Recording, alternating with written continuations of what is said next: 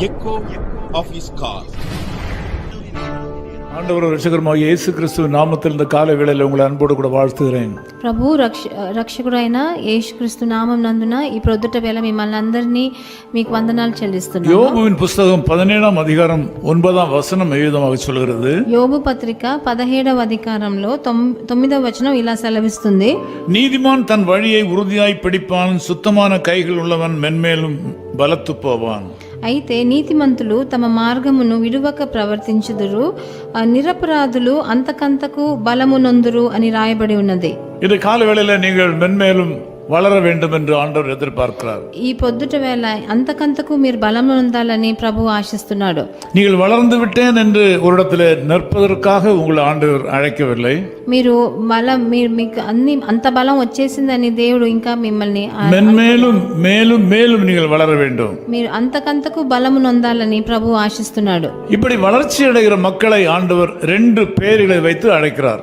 ఇలా పెరిగే జనులను ప్రభు 2 పేర్లు పెట్టి పిలుస్తున్నాడు. ஒன்று நீதிமான் என்று அழைக்கிறார்.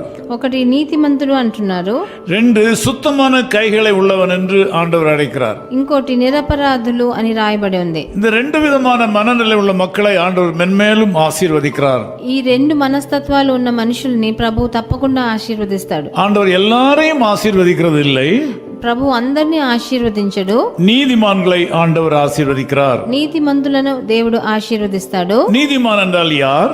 నీతిమంతుడు అంటే ఎవరు?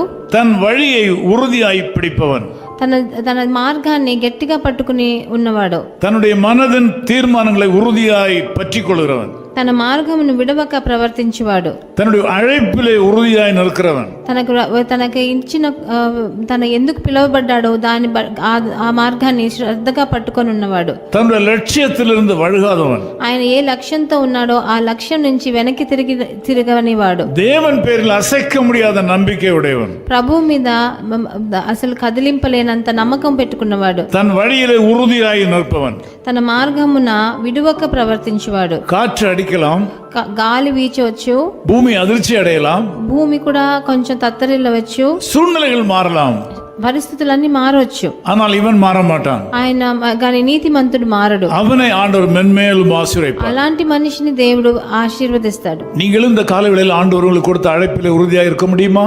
ఈ రోజు పొద్దుట వేళ మీరు కూడా మిమ్మల్ని పిలిచిన అందువలన ప్రభువుకి మీరు నిజంగా నిజాయితీగా ఉండగలరా? ஆம், நீங்கள் அழைத்த அழைப்பிலே உறுதியாக நிற்க வேண்டும். మీరు ఎలా పిలువబడ్డారో దాంట్లో మీరు నిజంగా నీతిమంతులుగా నిలవబడాలి. உங்கள் ஆவிக்குரிய வாழ்க்கையில் ஒரு ஸ்திரத்தன்மை வேண்டும். మీ ఆత్మీయ జీవితంలో స్థిరంగా ఉండాలి. உங்களுக்கு ஒரு சபையை கண்டுபிடிக்க வேண்டும். మీకు ఒక సంఘాన్ని మీరు ఏర్పరచుకోవాలి. ஒரு போதகரை கண்டுபிடிக்க வேண்டும். ఒక బోధకుడిని మీకోసం తెలుసుకోవాలి. அந்த சபையில நீங்கள் உறுதியாக நிற்க வேண்டும். ఆ సంఘంలో మీరు దృఢంగా శ్రద్ధతో ఉండాలి. இரண்டாவதாக சுத்தமான கைகளை உடையவர்கள். రెండవదిగా నిరపరాధులు అని రాయబడి ఉంది. பரிதானம் வாங்காதவர்கள். ఎవరు లంచాలు పుచ్చుకోరో వాళ్ళు. லஞ்சம் வாங்காதவர்கள். లంచం పుచ్చుకోని వాళ్ళు. தவறுக்கு தங்கள் கைகளை விட்டு கொடுக்காதவர்கள். తప్పు చేయడానికి వాళ్ళ చేతులు చాపని వాళ్ళు. தங்கள் கைகளை பரிசுத்தமாக వాళ్ళ பாதுகாக்கிறவர்கள். చేతులను పరిశుద్ధంగా కాపాడుకొని వాళ్ళు. நீங்களும் இந்த நிலையிலே இருப்பீர்களானால் మీరందరూ ఈ స్థితిలో ఉంటే உங்களை ஆண்டவர் மென்மேலும் ஆசீர்வதிப்பார். ప్రభు మిమ్మల్ని తప్పకుండా ఆశీర్వదిస్తాడు. இந்த 2 குணாதிசயங்களை கர்த்தர் உங்களுக்கு வலுப்படுத்தி கொடுக்க முடியாது நான் ஜெபிக்கிறேன். ఈ 2 గుణాలు మీలో రావాలని దేవుడిని కోరుకుంటున్నాను. நீங்கள் ஏற்கனவே இந்த குணாதிசயங்களை உடையவர்கள்.